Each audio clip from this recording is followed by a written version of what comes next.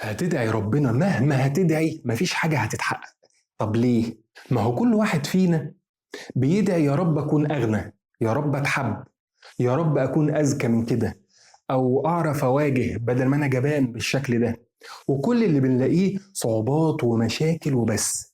طب فين اللي طلبناه يا رب؟ الصعوبات دي هي مفتاح تحقيق الأماني. أمال هتكتسب الشجاعة منين لما أنت بتهرب من مواجهة أزمة ربنا بعتها لك؟ هتبقى أذكى إزاي وأنت مكسل تفكر في مشكلة عندك تحلها؟ ما هو لازم تدريب. السماء لا تمطر خبزا.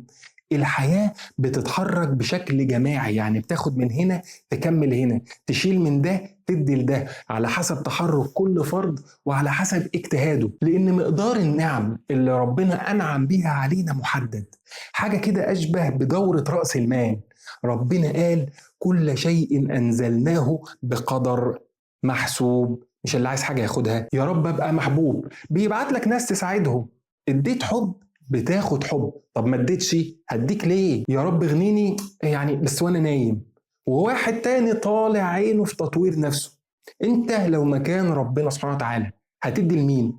ما تتضايقش لما تلاقي ربنا بيزيدك في صعوبات تخطيك للصعوبات دي بداية تحقيق الشيء اللي انت بتحلم بيه.